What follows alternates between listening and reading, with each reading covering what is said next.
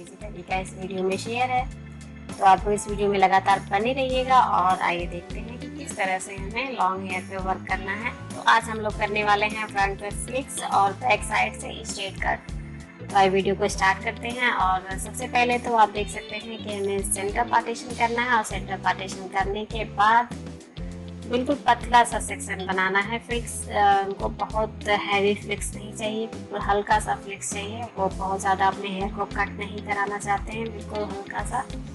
तो इसलिए पतला सा दोनों साइड से लेयर लिए हैं और अच्छी तरह से उसको कॉम कर लेंगे। और कॉम करके अच्छी तरह से हेयर को सुलझा लेंगे। आप देख सकते हैं कि हमारे क्लाइंट के हेयर कितने हेल्दी और लॉन्ग हैं। उन्होंने कभी फ्रंट पे कट नहीं कराया है, इसलिए काफ़ी लॉन्ग है। फिर हम देखिए गाइडलाइन तैयार कर रहे हैं, और गाइडलाइन हम लोग फिर लिप्स पे ले रहे हैं और उसे लेके जा रहे हैं बिल्कुल 90 डिग्री पर सीधा स्ट्रेट कट कर रहे हैं। फिर अच्छे से कॉम करेंगे। कॉम करने के बाद बिल्कुल बैक साइड लेके जाएंगे बिल्कुल 0 डिग्री पे, और वहाँ पे ले जाके स्ट्रेट कट कर देंगे हेयर को। बैक साइड स्ट्रेट करने के बाद लेफ्ट साइड लेके जाएंगे हेयर को, और वहाँ भी बिल्कुल स्ट्रेट कट करेंगे हेयर को। और इस तरह से जब आप राइट साइड हेयर को छोड़ेंगे तो हेयर देखेंगे बहुत ही अच्छा बाउंस और लेयर आ जाता है। और इस तरह से आप हेयर कट करेंगे तो फिर आप सेंटर पार्टीशन करके दोनों साइड से पतली पतली लेयरिंग भी दिखा सकते हैं, या वन साइड से फ्लिक्स दिखा सकते हैं। और उसके बाद से सारे हेयर को अच्छी तरह से कॉप करके चेक कर लेना है। और अभी हम लोग वन साइड से हेयर को अच्छी तरह से कॉम करके चेक कर लेंगे कि हेयर लॉन्ग है और ग्रोथ भी अच्छी खासी है। तो आपको बहुत पतले पतले सेक्शन लेके अच्छे से उसको कॉम करना है, ताकि बीच में कहीं भी हेयर उलझे हुए ना रहे, सारे अच्छे से सुलझ जाए। फिर आपको बैक साइड आना है, और बैक साइड आने के बाद अच्छी तरह से कॉम करना है, सारे हेयर को सुलझा लेना है। और उसके बाद देखना है कि कितना एंड पॉइंट खराब है। तो हमारे क्लाइंट के हेयर बहुत ज़्यादा खराब नहीं है, बस थोड़ा थोड़ा हल्का सा ट्रिमिंग करना है। 1 से 1.5 इंच का दूरी लेना है और उसको ट्रिम करना है। तो बस दोनों साइड से पतला पतला लेयर लेके गाइडलाइन तैयार कर लिया, और गाइडलाइन से मर्ज करके 1 से 1.5 इंच हेयर को बिल्कुल स्ट्रेट कट कर देंगे।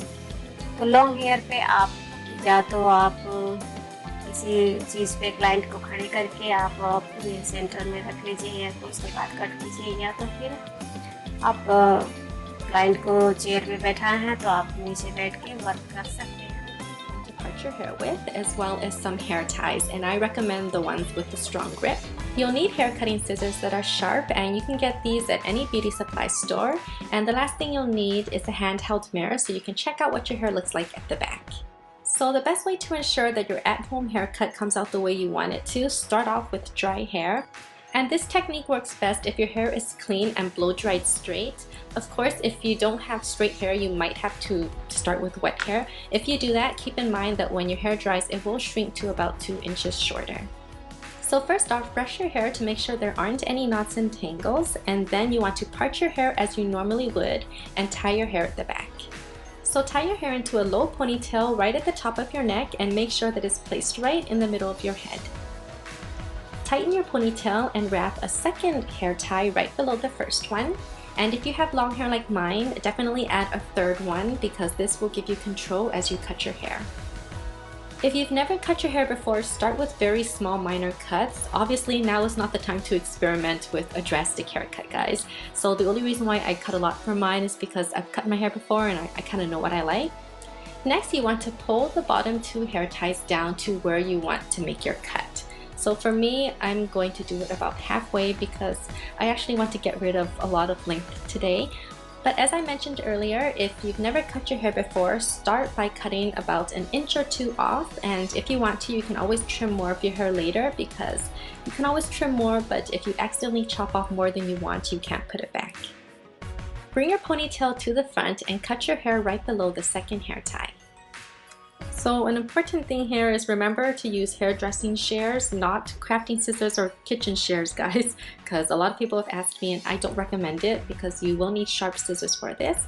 Cut slowly and carefully, a little bit at a time, and once your ponytail is off, you can just continue to perfect that little nub and make sure it's nice and straight. Remove the hair tie and check the length of your hair. At this point, your hair will either have a rounded bottom edge or a slight curve, but don't worry, I will show you what to do next to achieve a completely straight back. Using a rat tail comb, part your hair down the center of your head, going down to the nape of your neck, then drape the left side of your hair over your left shoulder and drape the right side of your hair over your right shoulder. Divide each side of your hair into 2 sections and tie them off with a hair tie. Doing this ensures that you cut each section straight so that you don't go back and forth on them too much. For this tutorial, I want my hair at the back to be completely straight, and right now the front is just a little bit longer. So while I'm point cutting my hair, I'm going to take off more length at the front but keep the length at the back.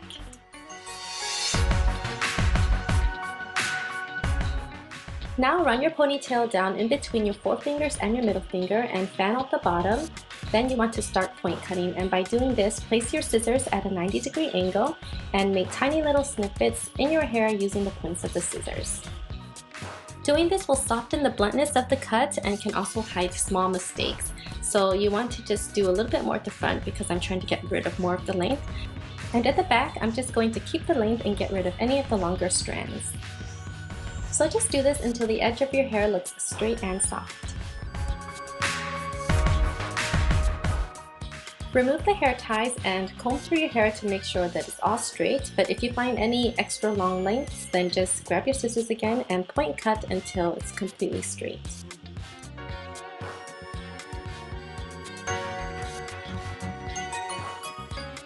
So that's the only area I'm going to fix, and when you're done with one side, proceed to do the exact same thing on the other side.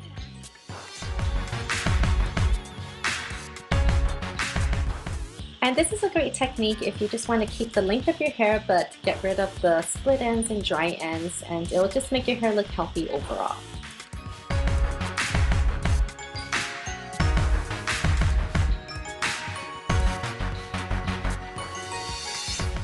So I don't know if you can tell, but I kept the front of my hair just a tad bit longer so that it looks almost like an A-line cut.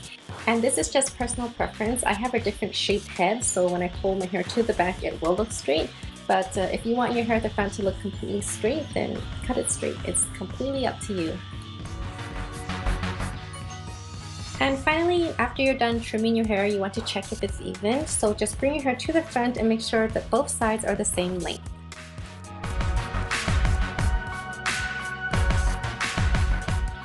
And finally, do one last check at the back using your handheld mirror, and I was pretty satisfied with my results, so I just left it as is. So I hope you guys enjoyed this video, and if you decide to give this haircut, बालों को सुलझा लेना है, उसके बाद से अच्छी तरह से गीले कर ले बालों को, और गीला करने के बाद हमें एक जो मैं ट्रिक बताऊंगी उस ट्रिक से आप हेयर कट कर सकते हैं। लेकिन आपके हाथों में बैलेंस चाहिए। आप अगर किसी भी चीज़ को सीधा कटिंग कर सकते हैं तो इस ट्रिक को आप अपनाइएगा ज़रूर। अगर आप चाहते हो कि कटिंग बहुत ही अच्छा हो तो बाल एकदम गीले होने चाहिए, जैसे कि हम धुल के आते हैं उतना गीला हो तो बहुत अच्छा कटिंग होता है। अगर आपके बाल थोड़े भी सूखे हों, हाफ गीला हो तो थोड़ा कटिंग करने में दिक्कत होता है। तो आप कोशिश करें कि जब भी कटिंग करें बालों में से पानी टपकता हुआ गीला करें। तो मैंने स्टार्ट कर दिया हेयर कट करना। आप देख सकते हैं कि कितना ईजी है हेयर कट करना। बिल्कुल वन टाइम में मैंने इनके बालों को स्ट्रेट कटिंग कर दिया है। तो आपके हाथों में अगर बैलेंस है तो आप ज़रूर ट्राई कीजिएगा। तो गाइस आप देख सकते हैं कि कटिंग हो चुका है। अब हम इसको मिला लेंगे कि थोड़ा सा अगर गलत है तो हम अच्छी तरह से चेक कर लेंगे। तो यहाँ पे कंघी करके देखना है कि बालों में कोई कसर रह तो नहीं गया है, और दोनों उंगलियों के बीच में दबाते हुए हमें चेक करना है। आप देख सकते हैं मैं किस तरह से चेक करते हुए थोड़ा सा ट्रिम करते जा रही हूँ। जो भी मुझे लग रहा है कि थोड़ा बहुत बच गया है बाल, उसको ट्रिम करना है। तो इस तरह से आप सीधे हेयर कट कर सकते हैं, बहुत ही ईजी है।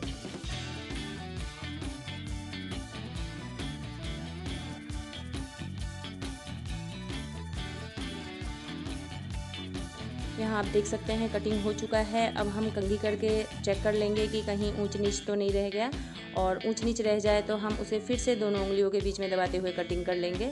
अब मैं फ्रंट का कटिंग करूँगी। फ्रंट के बालों को मैंने थोड़ा सा अलग सा निकाल दिया था, कान के पीछे से बालों को। तो उन बालों को कंधे पे लाके हमें मिला के कट करना है। कंधे के पास लाके ही कटिंग करना है। अगर हम फ्रंट की तरफ ले जाएं तो वो स्ट्रेट कटिंग ना हो के लेयर्स कटिंग हो जाएगा।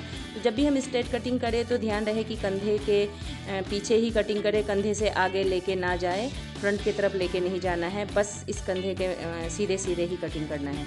जब भी हम कंधे के सीधे सीधे कटिंग करते हैं तो हमारा कटिंग बिल्कुल सीधा रहता है। अगर हम मुंह के तरफ खींच के ले जाते हैं तो वो लेयर्स कटिंग की तरह लुक आ जाता है। तो आप इस चीज़ को सीख गए होंगे मेरे इस वीडियो से।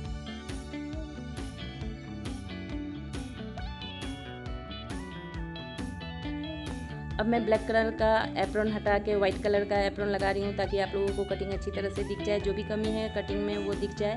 ब्लैक बालों के साथ ब्लैक एप्रॉन के साथ थोड़ी दिक्कत होती है देखने में, तो मैंने वाइट एप्रॉन पहना दिया इनको ताकि आप देख सकें ये मेरी कटिंग।